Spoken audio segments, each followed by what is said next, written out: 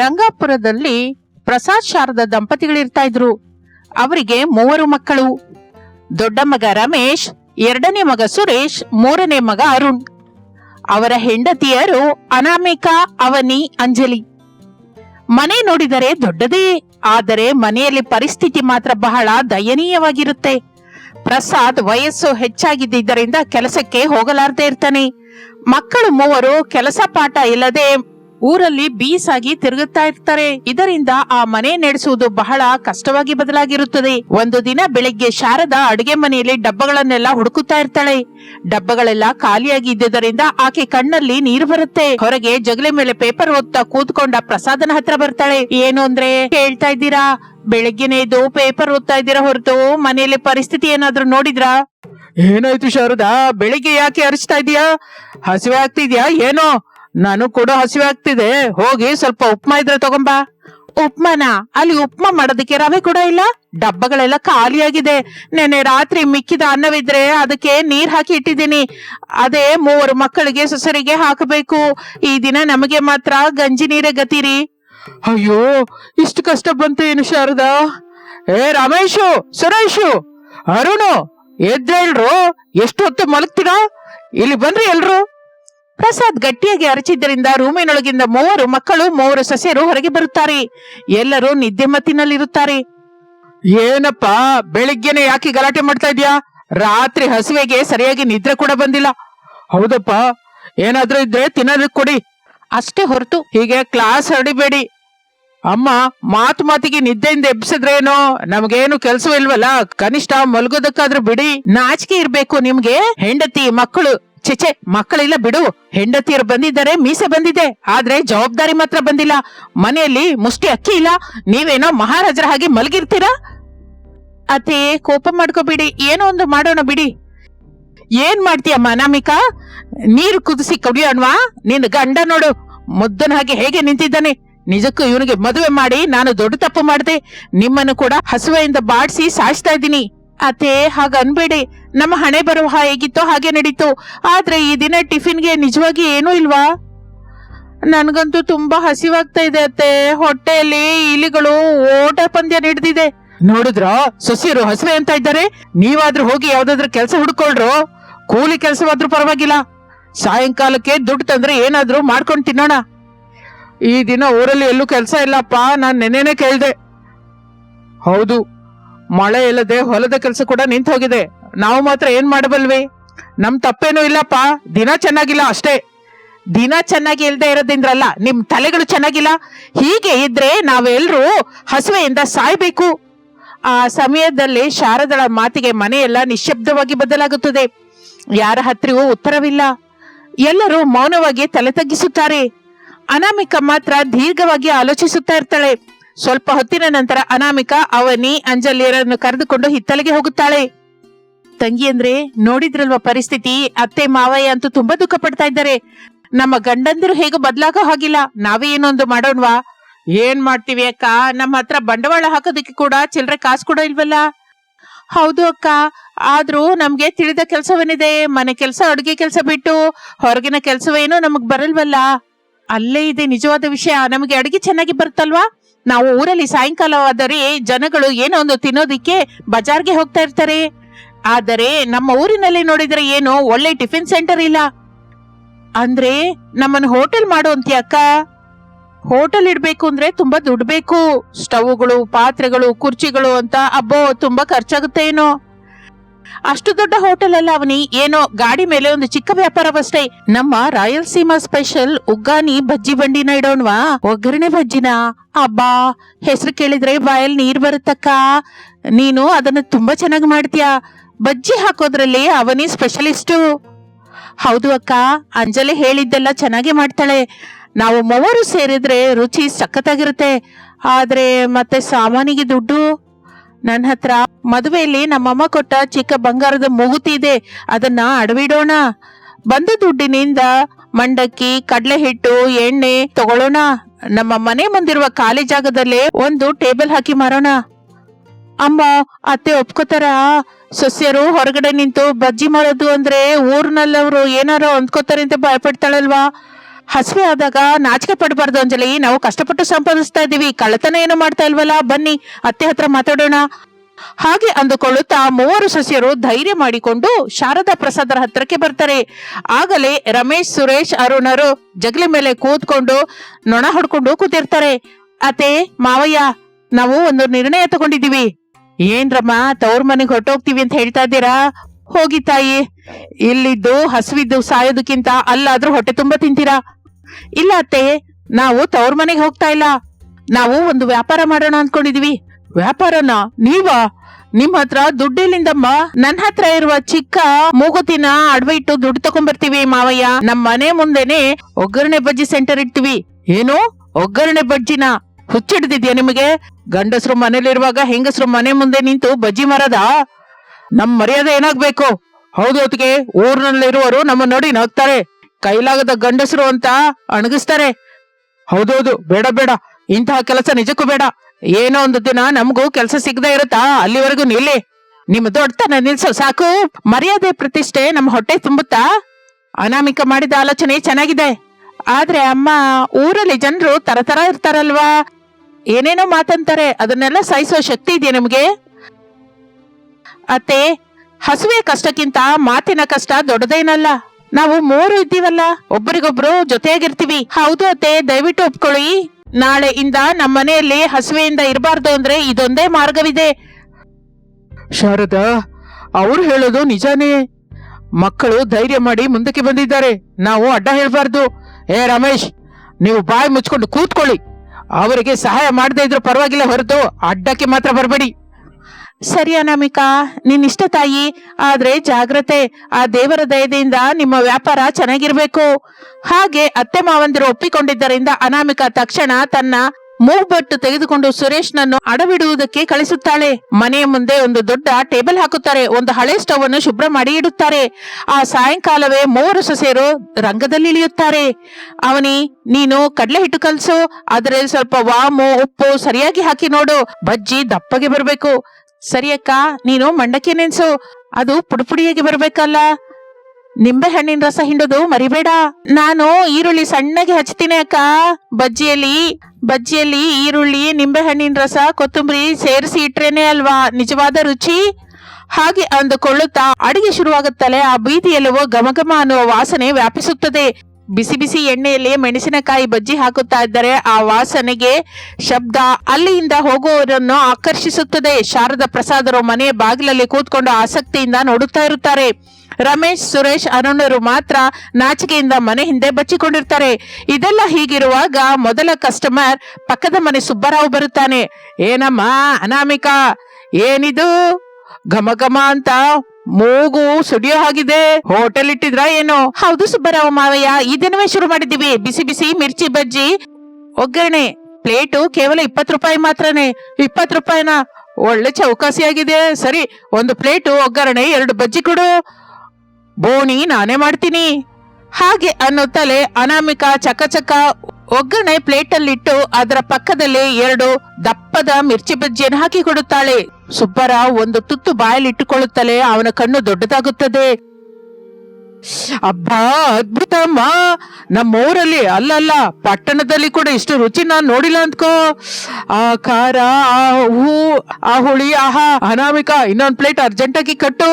ನಮ್ಮ ಹೆಂಡತಿ ಕೂಡ ತಗೊಂಡೋಗ್ತೀನಿ. ನಿಜವಾಗಿ ಚೆನ್ನಾಗಿದೆಯಾ ಮಾವಯ್ಯ? ಚೆನ್ನಾಗಿರೋದೇನೋ, ಅಮೃತದ ಹಾಗಿದೆ. ರೇ ರಂಗಣ್ಣ, ಇಲ್ಲಿ ಬಂದ್ರು. ಇಲ್ಲಿ ಉಗ್ಗಾಣಿ ಬಜ್ಜಿ ಸಖತ್ತಾಗಿದೆ. ಹಾಗೆ ಸುಬ್ಬರಾವ್ ಕೇಕೆಯಿಂದ ಆ ಕಡೆಗೆ ಹೋಗ್ತಾ ಇರುವ ಜನ ಒಬ್ಬೊಬ್ಬರಾಗಿ ಬರಲಿಕ್ಕೆ ಶುರು ಮಾಡುತ್ತಾರೆ. ನೋಡುತ್ತಾ ಇರುವಾಗಲೇ ಗಾಡಿ ಮುಂದೆ ಜನ ಗುಂಪು ಕೊಡುತ್ತಾರೆ. ನಂಗೊಂದ್ ಪ್ಲೇಟು, ನಂಗೆ 2 ಪ್ಲೇಟು ಪಾರ್ಸಲ್ ಅನ್ನುತ್ತಾ ಆರ್ಡರ್ ಮೇಲೆ ಆರ್ಡರ್ ಮಾಡೋದಕ್ಕೆ ಶುರು ಮಾಡುತ್ತಾರೆ. ಅಕ್ಕ, ಜನವೇನೋ ಹೆಚ್ಚಾಗಿದ್ದಾರೆ. ನನ್ಗೆ ಈರುಳ್ಳಿ ಹಚ್ಚಕ್ಕೆ ಆಗ್ತಾ ಇಲ್ಲ. ನನ್ಗಂತೂ ಹಿಟ್ಟು ಕಲ್ಸೋದಕ್ಕೆ ಕೈ ನೋವು ಬರ್ತಾ ಇದೆ ಅಕ್ಕ. ಒಗ್ಗರಣೆ ಏನೋ ಆಗಿ ಹೋಗ್ತಾ ಇದೆ, ಮತ್ತೆ ಮಾಡ್ಬೇಕು. ಗಾಬರಿ ಆಗ್ಬೇಡಿ, ದೇವರು ನಮ್ಮ ಕಡೆ ನೋಡಿದ್ದಾನೆ.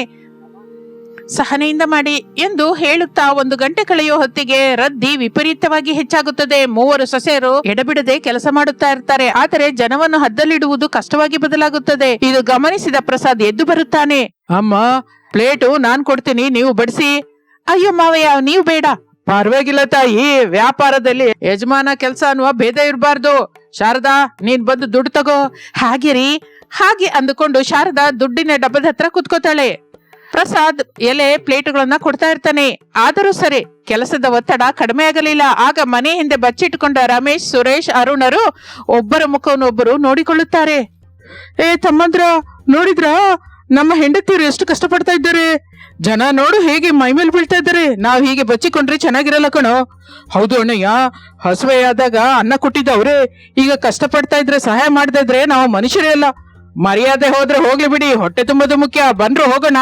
ಹಾಗೆ ಅಂದುಕೊಳ್ಳುತ್ತಾ ಮೂವರು ಮಕ್ಕಳು ನಾಚಿಕೆ ಬಿಟ್ಟು ಗಾಡಿ ಹತ್ರಕ್ಕೆ ಬರ್ತಾರೆ. ಅನಾಮಿಕಾ, ನೀನು ಒಗ್ಗರಣೆ ಹಾಕೋದ್ರಲ್ಲಿ ಧ್ಯಾನವಿಡು, ಬಡ್ಸೋದೆಲ್ಲ ನಾನ್ ನೋಡ್ಕೋತೀನಿ. ಅವನಿ, ನೀನು ಬಜ್ಜಿ ಹಾಕು, ಹಿಟ್ಟು ನಾನು ಕಲಿಸ್ತೀನಿ. ನನಗೆ ಅಷ್ಟು ಮಾತ್ರ ಬಲವಿದೆ ಅಲ್ಲ. ಅಂಜಲಿ, ಆ ಚಾಕು ಕೊಡು, ಈರುಳ್ಳಿ ನಾನ್ ಹಚ್ತೀನಿ. ನೀನು ಚಟ್ನಿ ವಿಷಯ ನೋಡು ಹೋಗು. ಏನು ಅಂದ್ರೆ ನೀವು ಅಳ್ಬೇಡ ಅನಾಮಿಕಾ, ಇಷ್ಟು ದಿನ ಸೋಮಾರಿತನವಾಗಿ ಇದ್ದು ತಪ್ಪು ಮಾಡಿದ್ವಿ. ಇನ್ನು ಮೇಲಿದ್ದ ಈ ಹೋಟೆಲ್ ನಮ್ಮೆಲ್ಲರದ್ದು, ನಾವೆಲ್ಲರೂ ಸೇರಿ ಕಷ್ಟಪಡೋಣ. ಹಾಗೆ ಕುಟುಂಬವೆಲ್ಲವೂ ಒಂದಾಗಿ ಕೆಲಸ ಮಾಡುವುದನ್ನ ನೋಡಿ ಊರಿನಲ್ಲಿರುವವರು ಆಶ್ಚರ್ಯ ಹೋಗುತ್ತಾರೆ. ಅನಾಮಿಕಾ, ಅವನಿ, ಅಂಜಲಿಯರ ಕೈಯಿಂದ ಮಕ್ಕಳ ಕೈ ಸೇರಿ ವ್ಯಾಪಾರ ವೇಗವಂತವಾಗುತ್ತದೆ. ರಾತ್ರಿ 9 ಗಂಟೆಗೆಲ್ಲ ತಂದ ಸಾಮಾನೆಲ್ಲ ಆಗಿ ಹೋಗುತ್ತೆ. ಮಗನೇ, ಸಾಮಾನಾಗೋಯ್ತೋ, ಇನ್ನು ಯಾರಿಗೂ ನಾವೇನು ಮಾಡಕ್ಕಾಗಲ್ಲ. ಅದೇ ನಮ್ಮ ಶಾರದಮ್ಮ, ಈಗ್ಲೇ ಅಲ್ವಾ ಬಂದ್ವಿ, ನಾಳೆ ಆದ್ರೂ ಇರುತ್ತಾ? ತಪ್ಪದೇ ಇರುತ್ತೆ ರೀ, ನಾಳೆ ಇನ್ನೂ ಹೆಚ್ಚಾಗಿ ಸಾಮಾನಿಂದ ಬರ್ತೀವಿ, ಎಲ್ಲರೂ ಹೊಟ್ಟೆ ತುಂಬಾ ಕೊಡ್ತೀವಿ. ಅದನ್ನು ಕೇಳಿ ಜನ ಹೊರಟು ಹೋಗುತ್ತಾರೆ. ಇನ್ನು ಎಲ್ಲರೂ ಸುಸ್ತಾಗಿ ಜಗಲಿ ಮೇಲೆ ಕುತ್ಕೋತಾರೆ. ಆದರೆ ಅವರ ಮುಖದಲ್ಲಿ ಆಲಸ್ಯಕ್ಕಿಂತ ಆನಂದವೇ ಹೆಚ್ಚಾಗಿ ಕಾಣಿಸುತ್ತದೆ. ಶಾರದಾ ದುಡ್ಡಿನ ಡಬ್ಬವನ್ನು ನೆಲದ ಮೇಲೆ ಸುರಿಯುತ್ತಾಳೆ. ಚಿಲ್ಲರೆ ನಾಣ್ಯಗಳು, ನೋಟುಗಳು ಗುಪ್ಪೆಯಾಗಿ ಬೀಳುತ್ತದೆ. ಓ ದೇವ್ರೆ, ಒಂದು ದಿನದಲ್ಲಿ ಇಷ್ಟೊಂದು ದುಡ್ಡ ನಾನು ಕನ್ಸಲ್ಲಿ ಕೂಡ ನೋಡಿಲ್ಲ. ಅತ್ತೆ, ಲೆಕ್ಕವಿಡಿ, ಎಷ್ಟು ಬಂದಿದೆಯೋ ನೋಡೋಣ. ಆ ಸಮಯದಲ್ಲಿ ಎಲ್ಲರೂ ಆಸಕ್ತಿಯಿಂದ ನೋಡುತ್ತಾ ಇರುತ್ತಾರೆ. ಶಾರದಾ, ಪ್ರಸಾದರು ದುಡ್ಡನ್ನ ಲೆಕ್ಕವಿಡುತ್ತಾರೆ. ಶಾರದಾ, ಎಲ್ಲ ಖರ್ಚು ಹೋಗಿ 3,000 ರೂಪಾಯಿ ಲಾಭ ಬಂದಿದೆ. ಒಂದು ದಿನದಲ್ಲಿ 3,000 ರೂಪಾಯಿ. 3,000ನ? ನಾವು ತಿಂಗಳ ಕೆಲಸ ಮಾಡಿದ್ರು ಇಷ್ಟು ದುಡ್ಡು ಬರಲ್ವಲ್ಲಪ್ಪ. ಇದು ಕೇವಲ ಆರಂಭ ಮಾತ್ರನೇ ಮಾವಯ್ಯ. ನಮ್ಮ ಬಜ್ಜಿ ರುಚಿ ಜನರಿಗೆ ಇಷ್ಟವಾಗಿದೆ. ಇನ್ನು ಮೇಲಿಂದ ದಿನವೂ ಇದಕ್ಕಿಂತ ಹೆಚ್ಚಾಗಿ ಬರುತ್ತೆ. ಹೌದು ಅಕ್ಕ, ನಾಳೆ ನಾವು ಇನ್ನು ವೆರೈಟೀಸ್ ಇಡೋಣ. ಆಲೂ ಬಜ್ಜಿ, ಬಾಳೆಕಾಯಿ ಬಜ್ಜಿ ಕೂಡ ಹಾಕೋಣ. ನಾನು ಕಾರನ್ ದೋಸೆ ಕೂಡ ಹಾಕ್ತೀನಿ ಅಕ್ಕ, ಅದು ಕೂಡ ಚೆನ್ನಾಗಿ ಮಾರಾಟವಾಗುತ್ತೆ. ನೀವೇನ್ ಮಾಡಿದ್ರು ಸರಿ, ನಿಮಗೆ ಸಹಾಯ ಮಾಡೋದಕ್ಕೆ ನಾವು ಸಿದ್ಧ. ಹಿಟ್ಟು ಕಲಿಸ್ಬೇಕು ಅಂತ ಹೇಳಿದ್ರಿ, ಬಾಂಡ್ಲಿಗಳು ಎತ್ಬೇಕು ಅಂದ್ರೆ ಹೇಳಿ. ಈರುಳ್ಳಿ ಹಚ್ಚಿ ಹಚ್ಚಿ ನನ್ ಕಣ್ಣಲ್ಲಿ ನೀರ್ ಬಂತು ಹೊರತು ಈ ದುಡ್ಡು ನೋಡ್ತಾ ಇದ್ರೆ ಕಷ್ಟವೆಲ್ಲ ಹೊರಟೋಯ್ತು.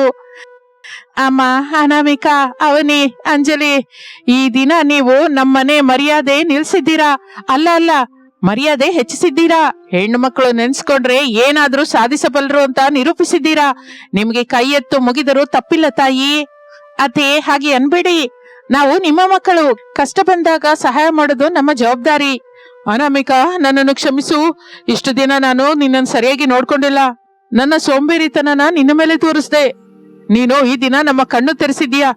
ನಿಜವಾದ ಗಂಡ ಅಂದ್ರೆ ಹೆಂಡತಿನ ಸಾಕುವನಲ್ಲ, ಹೆಂಡತಿಯ ಕಷ್ಟದಲ್ಲಿ ಜೊತೆಯಾಗಿರೋನು ಅಂತ ತಿಳ್ಕೊಂಡೆ. ಬಹಳ ಸಂತೋಷ ಕಣೋ ರಮೇಶು, ಈಗಲಾದ್ರೂ ನಿನಗೆ ಜ್ಞಾನೋದಯವಾಯ್ತು. ಆ ದಿನ ರಾತ್ರಿಯ ಮನೆಯಲ್ಲಿ ಹಬ್ಬದ ವಾತಾವರಣ ಇರುತ್ತದೆ. ಅನಾಮಿಕಾ ಅಡವಿಟ್ಟ ಮೂಗುತಿಯನ್ನು 1 ವಾರದಲ್ಲಿಯೇ ಬಿಡಿಸಿಕೊಂಡು ಬರುತ್ತಾರೆ. ಮೂವರು ಬಡ ಸೊಸೆಯರ ಮಂಡಕ್ಕಿ ಒಗ್ಗರಣೆಯ ಬಜ್ಜಿಯ ಹೋಟೆಲ್ ಆ ಊರಿನಲ್ಲಷ್ಟೇ ಅಲ್ಲ, ಪಕ್ಕದ ಊರಿನಲ್ಲಿ ಕೂಡ ಫೇಮಸ್ ಆಗಿ ಹೋಗುತ್ತೆ. ಹಾಗೆ 1 ತಿಂಗಳು ಕಳೆಯುತ್ತದೆ. ಈಗ ಅವರ ಮನೆ ಮುಂದೆ ಚಿಕ್ಕ ಗಾಡಿ ಅಲ್ಲ, ಒಂದು ಶೀಟಿನ ಶೆಡ್ ಕಾಣಿಸುತ್ತದೆ. ಬೋರ್ಡ್ ಮೇಲೆ ಅಮ್ಮನ ಕೈಯ ಒಗ್ಗರಣೆ, ಸೊಸೆ ಕೈಯಂದಿರ ಬಜ್ಜಿ ಸೆಂಟರ್ ಅಂತ ದೊಡ್ಡದಾಗಿ ಬರ್ದಿರುತ್ತದೆ. ಸಾಯಂಕಾಲವಾದರೆ ಸಾಕು, ಅಲ್ಲಿ ಜಾತ್ರೆ ಆಗಿ ಜನವಿರುತ್ತಾರೆ. ಒಂದು ದಿನ ಸಾಯಂಕಾಲ ಹೋಟೆಲ್ ರದ್ದಿಯಾಗಿರುತ್ತದೆ. ಅನಾಮಿಕಾ ಒಗ್ಗರಣೆ ಕಲಿಸುತ್ತಾ ಇದ್ದರೆ ಒಂದು ದೊಡ್ಡ ಕಾರು ಬಂದು ನಿಲ್ಲುತ್ತದೆ. ಅದರೊಳಗಿಂದ ಪಟ್ಟಣದಿಂದ ಬಂದ ಒಬ್ಬ ಆಫೀಸರ್ ಇಳಿಯುತ್ತಾನೆ. ಏನಮ್ಮ, ಇಲ್ಲಿ ಒಗ್ಗಾಣಿ ಬಜ್ಜಿ ತುಂಬಾ ಚೆನ್ನಾಗಿರುತ್ತೆ ಅಂತಲ್ಲ, ನಮ್ಮ ಕಲೆಕ್ಟರ್ ಕೂಡ ಮೆಚ್ಕೊಂಡಿದ್ದಾರೆ. ನನ್ಗೂ ಒಂದು ಪ್ಲೇಟ್ ಕೊಡಿ. ತಪ್ಪದೆ ಸರ್, ಕೂತ್ಕೊಳ್ಳಿ. ಅಂಜಲಿ, ಸಾರ್ಗೆ ಸ್ಪೆಷಲ್ ಪ್ಲೇಟ್ ರೆಡಿ ಮಾಡು. ಆಹಾ, ಅದ್ಭುತ, ತುಂಬಾ ಚೆನ್ನಾಗಿದೆ. ನಿಜಕ್ಕೂ ಇಷ್ಟು ರುಚಿಗೆ ಕಾರಣವೇನು? ನಮ್ಮ ಸೊಸೆಯರ ಕೈ ಮಹಾತ್ಮೆರಿ, ನಮ್ಮ ಮಕ್ಕಳ ಕಷ್ಟ, ನಮ್ಮ ಕುಟುಂಬದ ಒಗ್ಗಟ್ಟು ಸ್ವಾಮಿ. ಅದರಲ್ಲೇ ಪ್ರೇಮ ಸೇರಿಸಿದ್ದೀವಿ, ಅದಕ್ಕೆ ಅಷ್ಟು ರುಚಿ. ಬಹಳ ಸಂತೋಷ ಅಮ್ಮ. ಇಷ್ಟಕ್ಕೂ ಈ ಹೋಟೆಲ್ ಯಜಮಾನ್ರು ಯಾರು? ಇಲ್ಲ ರೀ, ನಾವೆಲ್ಲರೂ ಇಲ್ದೇ ಇದ್ರೆ ಏನು ಮಾಡಕ್ಕಾಗ್ತಾ ಇರ್ಲಿಲ್ಲ. ಈ ಹೋಟೆಲ್ ನಮ್ಮ ಕುಟುಂಬವೆಲ್ಲರದ್ದು. ಅದನ್ನು ಕೇಳಿದ ನಂತರ ಅನಾಮಿಕಳ ಮಾತಿಗೆ ಆಫೀಸರ್ ಚಪ್ಪಾಳೆ ಹೊಡೆಯುತ್ತಾನೆ. ಅಲ್ಲಿರುವ ಕಸ್ಟಮರ್ಸ್ ಕೂಡ ಚಪ್ಪಾಳೆಯಿಂದ ಆನಂದ ವ್ಯಕ್ತ ಮಾಡುತ್ತಾರೆ. ಆ ಮೂವರು ಬಡ ಸೊಸೆಯರು ತಮ್ಮ ಬುದ್ಧಿವಂತಿಕೆಯಿಂದ, ಕಷ್ಟಪಡುವ ತತ್ವದಿಂದ ಬಡತನವನ್ನು ಜಯಿಸುತ್ತಾರೆ. ಸೋಮಾರಿತನದ ಹಾಗೆ ಇರುವ ತಮ್ಮ ಗಂಡಂದಿರನ್ನು ಪ್ರಯೋಜಕರಾಗಿ ಬದಲಾಗಿಸುತ್ತಾರೆ. ಈಗ ಆ ಮನೆಯಲ್ಲಿ ಹಸಿವೆ ಇಲ್ಲ, ಜಗಳವಿಲ್ಲ, ಕೇವಲ ನಗು, ಸಂತೋಷ, ಘಮಘಮ ಅನ್ನುವ ಒಗ್ಗರಣೆ ಬಜ್ಜಿಯ ವಾಸನೆ ಮಾತ್ರವೇ ಇರುತ್ತದೆ. ನೋಡಿದ್ಯಾ ಶಾರದಾ, ಆ ದಿನ ನೀನು ಸೊಸೆಯರನ್ನು ನಂಬಿ ಅವಕಾಶ ಕೊಟ್ಟೆ. ಈ ದಿನ ನಾವೆಷ್ಟು ದರ್ಜೆಯಿಂದ ಬದುಕ್ತಾ ಇದ್ದೀವಿ. ಹೌದು ರೀ, ಹೆಣ್ಣು ಅಡಿಗೆ ಮನೆಗೆ ಸೀಮಿತವಲ್ಲ, ನೆನೆಸಿಕೊಂಡ್ರೆ ಮನೇನ ಸ್ವರ್ಗವಾಗಿ ಮಾಡ್ತಾಳೆ ಅಂತ ನನ್ನ ಸೊಸೆಯರು ನಿರೂಪಿಸಿದ್ದಾರೆ. ಅತ್ತೆ, ಮಾತು ಸಾಕು ಹೊರತು ಅಲ್ಲಿ ಕಸ್ಟಮರ್ಸ್ ವೇಟ್ ಮಾಡ್ತಾ ಇದ್ದಾರೆ. ಮಾವ್ಯ, ಪ್ಲೇಟ್ನ ಕೊಡಿ. ಆ ಮಾತಿಗೆ ಎಲ್ಲರೂ ಸರಿ ಅನ್ನುತ್ತಾರೆ. ಹೀಗೆ ಆ ಕುಟುಂಬ ಜೊತೆಯಾಗಿ ಸಾಗುತ್ತಾ ಎಲ್ಲರಿಗೂ ಆದರ್ಶವಾಗಿ ನಿಲ್ಲುತ್ತದೆ. ಕಷ್ಟಪಟ್ಟರೆ ಫಲ ತನ್ನಿಂದ ತಾನಾಗಿ ಬರುತ್ತದೆ ಎಂದು ಆ ಊರಿನ ಜನರಿಗೆ ಅರ್ಥವಾಗುತ್ತದೆ. ಇದು ಇಂದಿನ ಕತೆ. ಮತ್ತೊಂದು ಆಸಕ್ತಿಕರ ಕತೆ ಜೊತೆ ಮತ್ತೆ ಸೇರೋಣ. ನಮಸ್ತೆ. ಸಿರಿಪುರ ಅನ್ನುವ ಗ್ರಾಮದಲ್ಲಿ ಶಾರದಾ ಪ್ರಸಾದ್ ಅನ್ನುವ ದಂಪತಿಗಳಿರ್ತಾ ಇದ್ರು. ಅವರಿಗೆ 2 ಮಕ್ಕಳು, ರಮೇಶ್, ಸುರೇಶ್. ದೊಡ್ಡ ಮಗ ರಮೇಶ್ ಪಟ್ಟಣದಲ್ಲಿ ಓದಿಕೊಂಡು ಅಲ್ಲಿಯೇ ಕೆಲಸ ಮಾಡುತ್ತಾ ಅನಾಮಿಕಾ ಅನ್ನುವ ಪಟ್ಟಣದ ಹುಡುಗಿಯನ್ನು ಪ್ರೇಮಿಸಿ ಮದುವೆ ಮಾಡಿಕೊಳ್ಳುತ್ತಾನೆ. 2ನೇ ಮಗ ಸುರೇಶ್ ಊರಿನಲ್ಲಿಯೇ ವ್ಯವಸಾಯ ಮಾಡಿಕೊಳ್ಳುತ್ತಾ ಅವನಿ ಅನ್ನುವ ಹಳ್ಳಿಯ ಹುಡುಗಿಯನ್ನು ಮದುವೆ ಮಾಡಿಕೊಂಡಿರ್ತಾನೆ. ಅನಾಮಿಕಾ ರಮೇಶರಿಗೆ ಮಕ್ಕಳು ಹರೀಶ್, ನವ್ಯ ಇರುತ್ತಾರೆ. ಶಾರದಂಗೆ ಮೊದಲಿನಿಂದ ಹಳ್ಳಿಯ ಸಂಪ್ರದಾಯವೆಂದರೆ ಹೆಚ್ಚಿನ ಮಹತ್ವ. ಪಟ್ಟಣದವರ ಅಭ್ಯಾಸವೆಂದರೆ ನಿಜಕ್ಕೂ ಆಗ್ತಾ ಇರಲಿಲ್ಲ. ಅದಕ್ಕೆ ಚಿಕ್ಕ ಸೊಸೆ ಅವನಿ ಎಂದರೆ ಆಕೆಗೆ ಅಮಿತವಾದ ಪ್ರೇಮ. ದೊಡ್ಡ ಸೊಸೆ ಅನಾಮಿಕಾ ಅಂದರೆ ಏನೋ ತಿಳಿಯದ ಕೆಟ್ಟ ನೋಟ. ಒಂದು ದಿನ ಬೆಳಗಿನ ಸಮಯದಲ್ಲಿ ಶಾರದಾ ಹಾಲಲ್ಲಿ ಕುತ್ಕೊಂಡು ಕಾಫಿ ಕುಡಿತಾ ಇರ್ತಾಳೆ. ಆಗಲೇ ಅವನಿ ಬಂದು ಶಾರದಳ ಕಾಲಿಗೆ ಬೀಳುತ್ತಾಳೆ. ಅತೆ, ಪಾದ ನಮಸ್ಕಾರ. ರಾತ್ರಿ ನಿಮ್ಗೆ ನಿದ್ರೆ ಚೆನ್ನಾಗಿ ಬಂತ? ದೀರ್ಘ ಸುಮಂಗಲಿ ಭವಮ್ಮ. ಹೀಗೆ ಬೆಳಿಗ್ಗೆನೆ ಎದ್ದು ತಲೆ ಸ್ನಾನ ಮಾಡಿ ಬೊಟ್ಟು ಇಟ್ಕೊಂಡು ಕಾಣಿಸ್ತಾ ಇದ್ರೆ ಸಾಕ್ಷಾತ್ ಲಕ್ಷ್ಮೀದೇವಿ ಹಾಗೆ ಆಗ್ತೀಯ ತಾಯಿ. ನನ್ನ ಅದೃಷ್ಟ ಬಿದ್ದು ನಿನ್ನಂತ ಹಳ್ಳಿ ಸೊಸೆ ಸಿಕ್ಕದ್ಲಮ್ಮ. ಅದೆಲ್ಲ ನೀವೇ ಬೆಳೆಸಿದ್ದು ಅತ್ತೆ. ನಮ್ಮ ಹಳ್ಳಿಯ ಪದ್ಧತಿಗಳೇ ಬೇರೆ ಅಲ್ವಾ. ದೊಡ್ಡವರನ್ನು ಗೌರವಿಸುವುದು ನಮ್ಮ ರಕ್ತದಲ್ಲಿಯೇ ಇರುತ್ತೆ. ಹೌದು ತಾಯಿ, ಹೌದು. ಅದೇ ಪಟ್ಟಣದ ಸೊಸೆ ಅನಾಮಿಕಳನ್ನು ನೋಡು, ಇನ್ನೂ ನಿದ್ರೆಯಿಂದ ಎದ್ದಿದ್ದಾಳೋ ಇಲ್ವೋ. ಸೂರ್ಯ ಮೇಲಕ್ಕೆ ಬಂದ್ರು ಅವಳಿಗೆ ಎಚ್ಚರವಾಗಲ್ಲ. ಅಷ್ಟರಲ್ಲಿ ಅನಾಮಿಕಾ ಹಾಲ್ಗೆ ಬರುತ್ತಾಳೆ. ಕೈಯಲ್ಲಿ ಲ್ಯಾಪ್ಟಾಪ್ ಬ್ಯಾಗ್, ಭುಜಕ್ಕೆ ಪರ್ಸು ತಗಲಿಸಿಕೊಂಡು ಗಾಬರಿಯಿಂದ ಇರ್ತಾಳೆ. ಗುಡ್ ಮಾರ್ನಿಂಗ್ ಅತ್ತೆ. ಮಾವ ಎದ್ರ? ಅವರಿಗೆ BP ಟ್ಯಾಬ್ಲೆಟ್ಸ್ ಹಾಕೊಳ್ಬೇಕಾದ ಟೈಮ್ ಆಯ್ತು. ಎದ್ರಮ್ಮ, ಆದ್ರೂ ನಿಂಗೇನಕ್ಕೆ ಗಡಿಬಿಡಿ? ಬೆಳಗಿನ ಎಲ್ಲಿಗೆ ಹೊರಟಿದ್ಯಾ? ಮನೆಯಲ್ಲಿ ಕೆಲಸವೆಲ್ಲ ಯಾರು ಮಾಡ್ತಾರೆ ಅಂದ್ಕೊಂಡಿದ್ಯಾ? ಅತ್ತೆ, ಈ ದಿನ ನನಗೆ ಆಫೀಸಲ್ಲಿ ಇಂಪಾರ್ಟೆಂಟ್ ಮೀಟಿಂಗ್ ಇದೆ, ಅದಕ್ಕೆ ಬೇಗನೆ ಹೋಗ್ತಾ ಇದ್ದೀನಿ. ಮನೆ ಕೆಲಸದವಳು ಲಕ್ಷ್ಮಿಗೆ ಎಲ್ಲ ಹೇಳಿದ್ದೀನಿ. ಹರೀಶ್, ನವ್ಯರನ್ನು ಸ್ಕೂಲ್ ಬಸ್ ಹತ್ತಿಸಿ ಹೋಗ್ತೀನಿ. ನೋಡಿದ್ಯಾವನಿ, ಪಟ್ಟಣದ ಓದು ಉದ್ಯೋಗ ಅಂದ್ರೆ ಇಷ್ಟೇ. ಮನೇನ ಮಕ್ಕಳನ್ನ ಏನು ಹಚ್ಕೊಳ್ಳೋದಿಲ್ಲ. ಈಗ ನೋಡು, ಆಫೀಸು ಮೀಟಿಂಗು ಅಂತ ತಿರುಗ್ತಾ ಇರ್ತಾರೆ. ಹೆಣ್ಣು ಅಂದ ಮೇಲೆ ಅಡಿಗೆ ಮನೆಯಲ್ಲಿ ಸೌಟು ತಿರುಗಿಸ್ಬೇಕು ಹೊರತು ಈ ಕಂಪ್ಯೂಟರ್ ಮುಂದೆ ಕುತ್ಕೊಂಡ್ರೆ ಏನ್ ಬರುತ್ತೆ? ಅದೇ ಅಲ್ವಾ ಅತ್ತೆ, ನಮ್ಮೂರಾದ್ರೆ ಸೊಸೆಯರು ಅಂದ್ರೆ ಬೆಳಿಗ್ಗಿನ ಜಾವೇ 4 ಗಂಟೆಗೆ ಎದ್ದು ಬಾಗಿಲು ತೊಳೆದು ರಂಗೋಲಿ ಹಾಕಿ ಎಲ್ರಿಗೂ ಟಿಫಿನ್ ರೆಡಿ ಮಾಡ್ತಾ ಇದ್ಲು. ಈ ಪಟ್ಟಣದವರಿಗೆ ಅದೆಲ್ಲಿ ಬರುತ್ತೆ? ಅವ್ರಿಗೆಲ್ಲ ಮಿಷಿನೇ ಅಲ್ವಾ. ಅತ್ತೆ, ನಾನು ಕೆಲಸ ಮಾಡ್ತಾ ಇದ್ದೀನಿ. ಮನೆ ಜವಾಬ್ದಾರಿ ಯಾವತ್ತೂ ನಿರ್ಲಕ್ಷ್ಯ ಮಾಡಿಲ್ವಲ್ಲ. ರಾತ್ರಿ ಎಲ್ಲರಿಗೂ ನಾನೇ ಅಲ್ವಾ ಅಡಿಗೆ ಮಾಡಿದ್ದು. ಏನೋ ಕುಕ್ಕರ್ನಲ್ಲಿ ಬಿಸಾಕಿ 2 ಕೂಗು ಕೂಗ್ಸಿದ್ರೆ ಅಡಿಗೆ ಆದಾಗ ಅವನಿನ ನೋಡು, ಸೀಗಡಿ ಪಚ್ಚಡಿನ ಎಷ್ಟು ಚೆನ್ನಾಗಿ ರುಬ್ಬಿದ್ಲು. ಆ ಕೈ ರುಚಿ ನಿನ್ಗೇನ್ ಗೊತ್ತಾಗುತ್ತೆ ಬಿಡು. ಸರಿ ಸರಿ, ನಿನ್ನ ಆಫೀಸ್ಗೆ ಟೈಮ್ ಆಗಿ ಹೋಗ್ತಾ ಇದೆಯಲ್ಲ, ಹೋಗು. ನನ್ ಕರ್ಮವೆಲ್ದಿದ್ರೆ ಈ ವಯಸ್ಸಲ್ಲಿ ಕೂಡ ನಾನೇ ಮಾಡ್ಕೊಂಡು ತಿನ್ಬೇಕು. ಅಷ್ಟರಲ್ಲಿ ಪ್ರಸಾದ್ ಅಲ್ಲಿಗೆ ಬರುತ್ತಾನೆ. ಏನ್ ಶಾರದಾ, ಬೆಳಿಗ್ಗೆನೆ ಶುರು ಮಾಡಿದ್ಯಾ? ಅನಾಮಿಕಾ ನಮ್ಮ ಮನೆಗೆ ಬಂದ ಮೇಲೆ ನಮ್ಮ ಆರ್ಥಿಕ ಪರಿಸ್ಥಿತಿ ಎಷ್ಟು ಚೆನ್ನಾಗಿದೆ ನಿಂಗೆ ಗೊತ್ತಾಗಿಲ್ವಾ?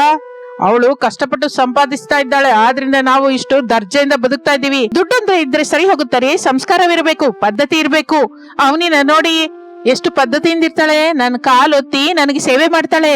ಅನಾಮಿಕಾ ಯಾವತ್ತಾದ್ರೂ ನನ್ನ ಕಾಲು ತಿಕ್ಕಿದ್ದನ್ನ ನೋಡಿದ್ದೀರಾ?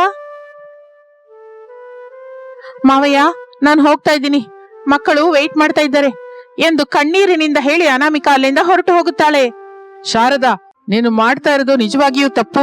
ಮನುಷ್ಯರನ್ನು ಜಾಗದ ಮೇಲಿಂದಲ್ಲ, ಮನಸ್ಸನ್ನು ನೋಡಿ ನೋಡ್ಬೇಕು. ನಮಗೆ ನೀತಿ ಹೇಳ್ಬೇಡಿ, ನಂಗೊತ್ತು ಯಾರು ಒಳ್ಳೆಯವರು ಯಾರು ಕೆಟ್ಟವರು ಅಂತ.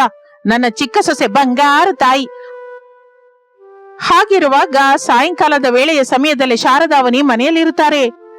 ಅವನಿ, ಸ್ವಲ್ಪ ಸೊಂಟ ನೋವ್ತಾ ಇದೆಯೇ? ಆ ಅನಾಮಿಕಾ ಇನ್ನೂ ಬಂದಿಲ್ಲ. ನೀನು ಸ್ವಲ್ಪ ಆಯಿಲ್ ತಂದು ನನ್ನ ಸೊಂಟಕ್ಕೆ ತಿಕ್ತೀಯಾ? ಅಬ್ಬಾ, ಈಗ ಆಯಿಲ್ ತಿಕ್ಬೇಕಾ? ಸೀರಿಯಲ್ ಟೈಮ್ ಆಗ್ತಾ ಇದೆ ಅತ್ತೆ. ಏನಮ್ಮ? ಏನಿಲ್ಲ ಅತ್ತೆ, ಈಗ್ಲೇ ತರ್ತೀನಿ. ಆದ್ರೆ ನನಗ್ ಸ್ವಲ್ಪ ತಲೆ ನೋವ್ತಾ ಇದೆ. ಈ ದಿನ ಹಗಲೆಲ್ಲ ಬಟ್ಟೆ ಒಗೆದು ಮನೆ ಒರೆಸಿ ಸುಸ್ತಾಗಿದೆ ಅಲ್ವಾ? ಅಯ್ಯೋ ಹೌದಲ್ವಾ, ನೀನೆಷ್ಟು ಕಷ್ಟಪಡ್ತೀಯ ತಾಯಿ. ಆ ಅನಾಮಿಕಾ ಏನು AC ರೂಮಲ್ಲಿ ಕೂತ್ಕೊಂಡ್ ಬರ್ತಾಳೆ. ಸರಿ ಬಿಡು, ನೀನ್ ಹೋಗಿ ರೆಸ್ಟ್ ತಗೋ. ನಾನು ಏನು ಒಂದು ತರ ಅಡ್ಜಸ್ಟ್ ಆಗ್ತೀನಿ. ಅಮ್ಮಯ್ಯ, ತಪ್ಪಿಸ್ಕೊಂಡೆ. ಹಾಗೆ ಅಂದುಕೊಂಡು ಅವನಿ ರೂಮ್ ಒಳಗೆ ಹೋಗಿ ಫೋನ್ ನೋಡ್ತಾ ಕುತ್ಕೋತಾಳೆ. ಇಷ್ಟರಲ್ಲಿ ರಮೇಶ್ ಸುರೇಶ್ ಇಬ್ಬರು ಮನೆಗೆ ಬರುತ್ತಾರೆ. ಅಮ್ಮ, ಕಾಫಿ ಕೊಡ್ತೀಯಾ? ಅವನಿಗೆ ತಲೆನೋವು ಆಗ್ತಾ ಇದೆ ಕಣೋ. ಪಾಪ ಹಗಲೆಲ್ಲ ಕಷ್ಟಪಟ್ಟಿದ್ದಾಳಲ್ಲ, ನೀನೇ ಹೋಗಿ ಕಲ್ಸ್ಕೋ. ದಿನಾನು ಇದೇನಾ? ಆಕೆ ಯಾವಾಗ ನೋಡಿದ್ರು ಫೋನಲ್ಲಿ ರೀಲ್ಸ್ ನೋಡ್ತಾ ಕೂತಿರ್ತಾಳೆ. ನೀನೇನೋ ಕಷ್ಟಪಡ್ತಾಳೆ ಅಂತ್ಯಾ. ಬಾಯ್ ಮುಚ್ಚು. ನನ್ ಸೊಸೆ ಬಗ್ಗೆ ಏನಂದ್ರು ನಾನ್ ಸುಮ್ನಿರಲ್ಲ. ಅದೇ ಸಮಯದಲ್ಲಿ ಅನಾಮಿಕಾ ಆಫೀಸಿಂದ ಬರುತ್ತಾಳೆ. ಕೈಯಲ್ಲಿ ಸ್ವೀಟ್ ಬಾಕ್ಸ್, ಹೂಗುಚ್ಛ ಇರುತ್ತದೆ. ಅತ್ತೆ, ಮಾವಯ್ಯ, ಈ ದಿನ ನನ್ಗೆ ಪ್ರಮೋಷನ್ ಬಂದಿದೆ. ಮ್ಯಾನೇಜರ್ ಆಗಿ ಪ್ರಮೋಟ್ ಮಾಡಿದ್ದಾರೆ. ತುಂಬಾ ಸಂತೋಷ ತಾಯಿ. ನಿಜವಾಗಿಯೂ ಎಷ್ಟು ಗೌರವ ಅನ್ಸುತ್ತ. ಪ್ರಮೋಷನ್ ಬಂದ್ರೆ ಮನೆಗೆ ಕೊಂಬು ಬರ್ತಾ? ಆದ್ರೂ ಹೆಣ್ಣಿಗೆ ಇದೆಲ್ಲ ಇರಕ್ಕೆ? ಟೈಮ್ಗೆ ಮನೆಗ್ ಬಂದು ಗಂಡಂಗ್ ಸ್ವಲ್ಪ ಅನ್ನ ಹಾಕಿದ್ರೆ ಸಾಕು. ಅಮ್ಮ, ಯಾಕಮ್ಮ ಹಾಗೆ ಮಾತಾಡ್ತಾ ಇದ್ಯಾ? ಅವಳೆಷ್ಟು ಕಷ್ಟಪಡ್ತಾ ಇದ್ರು ನಂಗೆ ಗೊತ್ತು. ಕನಿಷ್ಠ ಅಭಿನಂದಿಸಿದೆ ಇದ್ರು ಪರವಾಗಿಲ್ಲ, ನಿರುತ್ಸಾಹ ಪಡಿಸ್ಬೇಡ. ಪರವಾಗಿಲ್ಲ ರಮೇಶ್, ಅತ್ತೆಗೆ ಹಳೆ ಕಾಲದ ಆಲೋಚನೆ ಇರುತ್ತಲ್ವಾ, ನಿಧಾನವಾಗಿ ಅರ್ಥ ಮಾಡ್ಕೋತಾರೆ ಬಿಡಿ. ಹಾಗೆಂದು ಅನಾಮಿಕಾ ಸ್ವೀಟ್ಸ್ ಎಲ್ಲರಿಗೂ ಕೊಡುತ್ತಾಳೆ. ಅವನಿ ಸ್ವೀಟ್ ತೆಗೆದುಕೊಳ್ಳುತ್ತಾ, ಅಕ್ಕ, ಪ್ರಮೋಷನ್ ಅಂದ್ರೆ ಸಂಬಳ ಕೂಡ ಹೆಚ್ಚಾಗುತ್ತಾ? ಅಂದ್ರೆ ನಮ್ಮವರಿಗೆ ಹೊಸ ಬೈಕ್ ಕೊಡಿಸ್ಬೋದಲ್ಲ? ಹಳೇದು ತುಂಬಾ ಟ್ರಬಲ್ ಕೊಡ್ತಾ ಇದೆ. ತಪ್ಪದೆ ಅವನಿ, ಸುರೇಶ್ಗೆ ಬೈಕ್ ಅಗತ್ಯವಲ್ಲ, ನಾಳೆನೆ ಬುಕ್ ಮಾಡೋಣ. ನೋಡು ಎಷ್ಟು ಅಹಂಕಾರ. ದುಡ್ಡಿದೆ ಅಂತ ಚಿಕ್ಕವನನ್ನ ಬೇಡ್ಕೊಳ್ಳೋನಾಗಿ ಮಾಡಿದ್ದಾಳೆ ಎಂದು ಮನಸ್ಸಿನಲ್ಲಿ ಅಂದುಕೊಂಡ ಶಾರದಾ ಮೇಲಕ್ಕೆ ಮಾತ್ರ, ನೀನೇ ಏನು ಕೊಂಡ್ಕೋತೀಯಾ? ಅವನೇ ಕೊಂಡ್ಕೋತಾನೆ ಎಂದು ಅನ್ನುತ್ತಾಳೆ. ಹಾಗೆ ದಿನಗಳು ಕಳೆಯುತ್ತಾ ಇರುತ್ತದೆ. ಒಂದು ದಿನ ರಾತ್ರಿ ಶಾರದಂಗೆ ವಿಪರೀತವಾದ ಎದೆನೋವು ಬರುತ್ತದೆ. ಮನೆಯಲ್ಲಿ ಗಂಡಸರು ಯಾರೂ ಇರುವುದಿಲ್ಲ. ರಮೇಶ್, ಸುರೇಶ್, ಪ್ರಸಾದ್ ಊರಿನಲ್ಲಿ ನಡೆಯುವ ಜಾತ್ರೆಗೆ ಸಾಮಾನು ತರೋದಕ್ಕೆ ಹೋಗಿರುತ್ತಾರೆ. ಮನೆಯಲ್ಲಿ ಶಾರದಾ, ಅನಾಮಿಕಾ, ಅವನಿ ಮಾತ್ರವೇ ಇರುತ್ತಾರೆ. ಅಮ್ಮ, ನೋವು, ಎದೆ ಚೂರಾಗ್ತಾ ಇರೋ ಅನಿಸ್ತಾ ಇದೆ. ಅವನಿ, ಅವನಿ. ಆ ಸಮಯದಲ್ಲಿ ಅವನಿ ಪಕ್ಕದ ರೂಮಲ್ಲಿ ನಿದ್ರೆ ಹೋಗ್ತಾ ಇರ್ತಾಳೆ. ಶಾರದಳ ಅರ್ಚಾಟ ಕೇಳಿ ಎಚ್ಚರವಾಗುತ್ತದೆ. ಆದ್ರೆ ಸೋಂಬೇರಿತನದಿಂದ ಮತ್ತೆ ಬೆಡ್ಶೀಟ್ ಹೊಕ್ಕೋತಾಳೆ. ಅವನಿ ತನ್ನಲ್ಲಿ ತಾನು, ಈ ಮುದುಕಿಗೆ ಇದೇ ಕೆಲಸ. ರಾತ್ರಿ ಹೊತ್ತು ಏನೋ ಒಂದು ಗಲಾಟೆ ಮಾಡ್ತಾನೆ ಇರ್ತಾಳೆ. ಈಗ ಹೋಗಿ ಕೇಳಿದ್ರೆ ಒಳ್ಳೆ ನೀರು ಕೊಡು, ಕಾಲುತ್ತು ಅಂತಾಳೆ. ಯಾರಾದ್ರೂ ನೋಡ್ಕೋತಾರೆ ಬಿಡು, ನನಗ್ ನಿದ್ರೆ ಬರ್ತಾ ಇದೆ. ಆ ಸಮಯದಲ್ಲಿ ಶಾರದಾ ನೋವು ಸಹಿಸಲಾರದೆ ಮಂಚದ ಮೇಲೆ ವಿಲವಿಲ ಒದ್ದಾಡ್ತಾ ಇರ್ತಾಳೆ. ಅನಾಮಿಕಾ, ಅವನಿ, ಯಾರಾದ್ರೂ ಬಂದ್ರೆ ಸತ್ ಹೋಗ್ತಾ ಇದ್ದೀನಿ. ಆಗ ಅನಾಮಿಕಾ ತನ್ನ ರೂಮಿನಲ್ಲಿ ಲ್ಯಾಪ್ಟಾಪ್ ಅಲ್ಲಿ ವರ್ಕ್ ಮಾಡ್ಕೋತಾ ಇರ್ತಾಳೆ. ಶಾರದಳ ಮುಳುಗುವ ಶಬ್ದ ಕೇಳಿ ತಕ್ಷಣ ಓಡಿಕೊಂಡು ಬರುತ್ತಾಳೆ. ಅತ್ತೆ, ಏನಾಯ್ತು ಅತ್ತೆ? ಎದೆ ನೋವ್ತಾ ಇದೆ ಅಮ್ಮ, ಉಸಿರಾಡ್ತಾ ಇಲ್ಲ ಅನಾಮಿಕಾ. ಅನಾಮಿಕಾ ಗಾಬರಿಯಾಗದೆ ತಕ್ಷಣ ಫೋನ್ ತೆಗೆದು ಆಂಬ್ಯುಲೆನ್ಸ್ಗೆ ಕಾಲ್ ಮಾಡುತ್ತಾಳೆ. ಅತ್ತೆ, ಭಯಪಡ್ಬೇಡಿ, ನಾನಿದ್ದೀನಲ್ಲ, ಈಗ್ಲೇ ಹಾಸ್ಪಿಟಲ್ಗೆ ಹೋಗೋಣ. ಹಾಗೆ ಅಂದುಕೊಳ್ಳುತ್ತಲೇ ಅನಾಮಿಕಾ ತಕ್ಷಣ ಅವನಿ ರೂಮಿನ ಬಾಗಿಲು ತಟ್ಟುತ್ತಾಳೆ. ಅವನಿ, ಅವನಿ, ಬಾಗಿಲು ತೆಗೆ, ಅತ್ತೆಗೆ ಸೀರಿಯಸ್ ಆಗಿದೆ. ಅವನಿ ಒಳಗಿಂದ ಬೇಸರಿಕೆಯಿಂದ, ಅಕ್ಕ, ಅಂತ ಏನೇನಿಲ್ಲ, ಅತ್ತೆಗೆ ಆಸಿಡಿಟಿ ಆಗಿರುತ್ತೆ, ಸೋಡಾ ಕುಡಿಸಿದ್ರೆ ಸರಿ ಹೋಗುತ್ತೆ. ನನ್ ನಿದ್ದೆ ಹಾಳು ಮಾಡ್ಬೇಡ. ಅವನಿ, ಹೊರಗ್ ಬಾ ಮೊದ್ಲು. ನಿನ್ನ ಆಸಿಡಿಟಿ ಅಲ್ಲ, ಆಕೆಗೆ ಬೆವರು ಕೂಡ ಬರ್ತಾ ಇದೆ, ಪಲ್ಸು ಬಿದ್ದು ಹೋಗ್ತಾ ಇದೆ. ನಾವು ತಕ್ಷಣ ಹಾಸ್ಪಿಟಲ್ಗೆ ಕರ್ಕೊಂಡು ಹೋಗ್ಬೇಕು. ನನ್ಗೆ ಹೆಲ್ಪ್ ಮಾಡು. ಓ ಗಾಡ್, ಅರ್ಧ ರಾತ್ರಿ ಹಾಸ್ಪಿಟಲ್ ಅಂದ್ರೆ ನನ್ನಿಂದಾಗಲ್ಲಕ್ಕ. ನನಗೆ ಬ್ಲಡ್ ಅಂದ್ರೆ ಭಯ, ಹಾಸ್ಪಿಟಲ್ ವಾಸನೆ ಕೂಡ ಆಗೋದಿಲ್ಲ. ನೀನೇ ಕರ್ಕೊಂಡು ಹೋಗು, ನಾನು ಮನೆ ಹತ್ರ ಮಕ್ಕಳನ್ನ ನೋಡ್ಕೋತೀನಿ. ಅತ್ತೆ ಪ್ರಾಣ ಹೋಗುವಾಗಿದ್ರೆ ನಿನಗೆ ನೆಪ ನೆನಪಿಗೆ ಬರುತ್ತಾ? ಛೀ, ನಿನ್ನ ಹತ್ರ ಮಾತಾಡೋ ಟೈಮ್ ಇಲ್ಲ ನಂಗೆ. ಅನಾಮಿಕಾ ಒಬ್ಬಳೆ ಶಾರದಳನ್ನು ಕಾರ್ ಎತ್ಕೊಂಡು ಹೋಗ್ತಾಳೆ. ಡ್ರೈವರ್ ಇಲ್ಲದೆ ಇದ್ದರಿಂದ ತಾನೇ ಡ್ರೈವಿಂಗ್ ಸೀಟಲ್ಲಿ ಕುತ್ಕೋತಾಳೆ.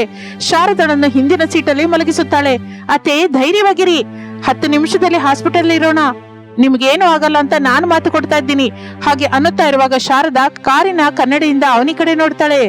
ಅವನಿ ಬಾಗಿಲ ಹತ್ರ ನಿಂತ್ಕೊಂಡು, ಅಮ್ಮಯ್ಯ, ಹೊರಟೋದ್ರು, ಹಾಯಾಗಿ ಮಲ್ಕೋಬಹುದು ಅಂದುಕೊಳ್ಳುವ ಹಾಗೆ ಒಳಗಡೆಗೆ ಹೋಗೋದು ಶಾರದಳಿಗೆ ಸ್ಪಷ್ಟವಾಗಿ ಕಾಣಿಸುತ್ತದೆ. ಶಾರದಳ ಕಣ್ಣಿನಲ್ಲಿ ನೀರು ಬರುತ್ತೆ. ಹಾಗೆ ಅವರು ಪಟ್ಟಣದಲ್ಲಿರುವ ದೊಡ್ಡ ಕಾರ್ಪೊರೇಟ್ ಹಾಸ್ಪಿಟಲ್ಗೆ ಸೇರಿಕೊಳ್ಳುತ್ತಾರೆ. ಅನಾಮಿಕಾ ಶಾರದಳನ್ನು ಎಮರ್ಜೆನ್ಸಿ ವಾರ್ಡ್ ಅಲ್ಲಿ ಜಾಯಿನ್ ಮಾಡ್ತಾಳೆ. ಡಾಕ್ಟರ್ ತಕ್ಷಣ ಟ್ರೀಟ್ಮೆಂಟ್ ಶುರು ಮಾಡುತ್ತಾರೆ. ಒಳ್ಳೆ ಟೈಮ್ಗೆ ಕರ್ಕೊಂಡ್ ಬಂದಿದ್ದೀರಮ್ಮ. ಇನ್ನೊಂದು ಅರ್ಧ ಗಂಟೆ ಲೇಟ್ ಆಗಿದ್ರೆ ಹಾರ್ಟ್ ಸ್ಟ್ರೋಕ್ ಸಿವಿಯರ್ ಆಗಿ ಪ್ರಾಣಕ್ಕೆ ಪ್ರಮಾದವಾಗ್ತಾ ಇತ್ತು. ಈಗ ಆಕೆ ಸ್ಟೇಬಲ್ ಆಗಿದ್ದಾರೆ, ಆದ್ರೆ ಅಬ್ಸರ್ವೇಷನ್ ಅಲ್ಲಿ ಇರ್ಬೇಕು. ಥ್ಯಾಂಕ್ ಯು ಡಾಕ್ಟರ್, ಎಷ್ಟು ಖರ್ಚಾದ್ರೂ ಪರವಾಗಿಲ್ಲ, ಬೆಸ್ಟ್ ಟ್ರೀಟ್ಮೆಂಟ್ ಕೊಡಿ. ಸರಿ ಅಮ್ಮ, ಫಾರ್ಮಾಲಿಟೀಸ್ ಎಲ್ಲ ಪೂರ್ತಿ ಮಾಡಿ. ಹಾಗೆ ಅಂದ ಮೇಲೆ ತಕ್ಷಣ ಅನಾಮಿಕಾ ದುಡ್ಡನ್ನು ಕಟ್ಟಿ ಔಷಧಿ ತಂದು ರಾತ್ರಿಯೆಲ್ಲ ಶಾರದಾಳ ಪಕ್ಕದಲ್ಲೇ ಕೂತ್ಕೊಂಡು ಸೇವೆ ಮಾಡ್ತಾಳೆ. ಶಾರದಂಗೆ ಪ್ರಜ್ಞೆ ಬಂದಾಗ ನೋಡಿದರೆ ಅನಾಮಿಕಾ ತನ್ನ ಕೈಯನ್ನು ಹಿಡಿದುಕೊಂಡು ಅಳ್ತಾ ಇರೋದು ಕಾಣಿಸುತ್ತೆ. ಅನಾಮಿಕಾ, ನೀರಸವಾಗಿ ಶಾರದಾ ಅನಾಮಿಕಳನ್ನು ಕರೆಯುತ್ತಲೇ ಅನಾಮಿಕಾ ತಕ್ಷಣ ಎದ್ದು, ಅತ್ತೆ ಪ್ರಜ್ಞೆ ಬಂತ, ಈಗ ಹೇಗಿದೆ? ನೋವು ಸ್ವಲ್ಪ ಕಡಿಮೆ ಆಯ್ತಾ? ನೀರೇನಾದ್ರೂ ಕುಡಿತೀರಾ? ಅನಾಮಿಕಾ, ನನ್ನನ್ನು ಬದುಕಿಸಿದ್ಯಾ ಅಮ್ಮ. ನಾನು ನಿನ್ನನ್ನೆಷ್ಟೋ ಮಾತಂದೆ, ಪಟ್ಟಣದ ಹುಡುಗಿ ಅಂತ, ನಿನಗೆ ಪೊಗರು ಅಂತ, ಕೆಲಸವೇನು ಬರಲ್ಲ ಅಂತ ನಿಂದಿಸಿದೆ ಅಮ್ಮ. ಆದ್ರೆ ಕಡೆ ನಿಮಿಷದಲ್ಲಿ ನನ್ನ ಪ್ರಾಣವನ್ನು ನಿಲ್ಸಿದ್ದೆ ನೀನೇ ಅಮ್ಮ. ಅತ್ತೆ, ಗತದ ಬಗ್ಗೆ ಈಗ ಏನಕ್ಕೆ? ನೀವು ನನ್ನ ತಾಯಿ ಅಂತವರು, ನಿಮ್ಮನ್ನ ಕಾಪಾಡ್ಕೊಳ್ಳೋದು ನನ್ನ ಜವಾಬ್ದಾರಿ, ಇದರಲ್ಲಿ ದೊಡ್ಡದೇನಿದೆ? ಇಲ್ಲ ಅನಾಮಿಕಾ, ನಾನು ತಪ್ಪು ಮಾಡಿದೆ. ಅವನಿ ಹಳ್ಳಿ ಹುಡುಗಿ, ಕಲ್ಮಶವಿಲ್ಲದವಳು, ನನ್ನ ಮೇಲೆ ಪ್ರೇಮವಿದೆ ಅಂದ್ಕೊಂಡೆ.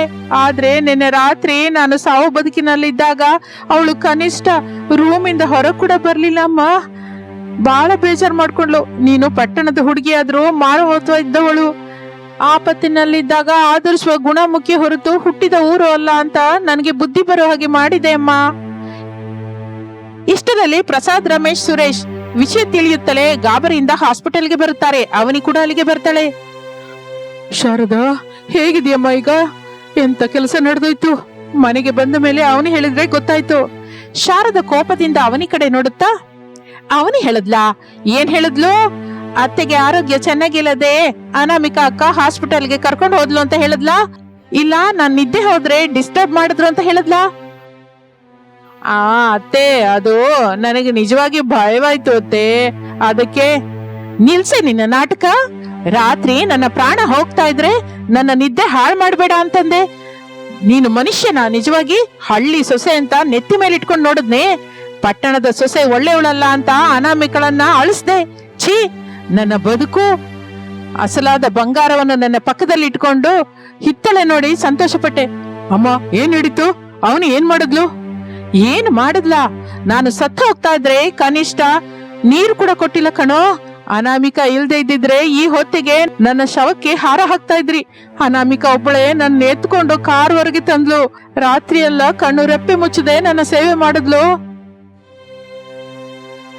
ಅವನಿ, ನೀನ್ ಇಷ್ಟು ಸ್ವಾರ್ಥ ಅಂತ ಗೊತ್ತಿರ್ಲಿಲ್ಲ. ನನ್ನನ್ನು ಕ್ಷಮಿಸಿ ಅತ್ತೆ, ನನಗೆ ನಿಜವಾಗಿ ಗೊತ್ತಿಲ್ಲ ಸೀರಿಯಸ್ ಅಂತ. ಏನೋ ಆಸಿಡಿಟಿ ಅಂದ್ಕೊಂಡೆ. ಸಾಕು, ಇನ್ನೊಂದು ಮಾತು ಕೂಡ ಅನ್ಬೇಡ. ನನಗೆ ಹಳ್ಳಿ ಸೊಸೆನೂ ಬೇಡ, ಪಟ್ಟಣದ ಸೊಸೆನೂ ಬೇಡ. ನಂಗೆ ಪ್ರೇಮವನ್ನು ಹಂಚುವ ಮಗಳು ಬೇಕು, ಅದು ಅನಾಮಿಕಾ. ಅನಾಮಿಕಾ, ನನ್ನನ್ನು ಕ್ಷಮಿಸಮ್ಮ. ಇಷ್ಟು ದಿನ ನನ್ನನ್ನ ಬೇರೆಯಾಗಿ ನೋಡ್ದೆ ಅಮ್ಮ. ನಿನ್ನ ದೊಡ್ಡತನ ನೋಡಲಾರ್ದೆ ಹೋದೆ. ನೀನು ಪಟ್ಟಣದಲ್ಲಿ ಬೆಳೆದ್ರು ನಿನ್ನ ಮನಸ್ಸು ಬೆಣ್ಣೆ ಅಮ್ಮ. ಸಂಸ್ಕಾರ ಅನ್ನೋದು ಪ್ರದೇಶವನ್ನು ಇಟ್ಟು ಬರೋದಿಲ್ಲ, ಬೆಳೆದ ಪದ್ಧತಿಯನ್ನ ಹಿಡಿದು ಮನಸ್ಸಿನಿಂದ ಬರುತ್ತೆ ಅಂತ ನಿರೂಪಿಸಿದೆ. ಅತ್ತೆ, ನೀವು ಕ್ಷಮಾಪಣೆ ಕೇಳ್ಬೇಡಿ. ನೀವು ದೊಡ್ಡವರು, ನಿಮ್ಮ ಆಶೀರ್ವಾದ ಇದ್ರೆ ಸಾಕು. ಅವನಿಗೆ ಕೂಡ ಚಿಕ್ಕವಳೆ ಅಲ್ವಾ, ಏನೋ ಭಯದಿಂದ ಹಾಗೆ ಮಾಡಿದ್ದಾಳೆ. ಆದ್ರೆ ಅವಳನ್ನು ಕ್ಷಮಿಸ್ಬಿಡಿ, ನಾವೆಲ್ಲರೂ ಒಂದೇ ಕುಟುಂಬ. ನೋಡಿದ್ಯಾ ಶಾರದಾ, ಅವಳು ನಿನ್ನನ್ನು ರಕ್ಷಿಸೋದೇ ಅಲ್ಲ, ಅವನನ್ನು ಕೂಡ ಹಿಂದಕ್ಕೆ ಹಾಕೊಂಡ್ ಬಂದಿದ್ದಾಳೆ. ಅದು ಸಂಸ್ಕಾರ ಅಂದ್ರೆ. ಹೌದು ರೀ, ನನಗೆ ಈಗೀಗ್ಲೇ ಅರ್ಥವಾಗ್ತಾ ಇದೆ. ಅಕ್ಕ, ನನ್ನನ್ನು ಕ್ಷಮಿಸು.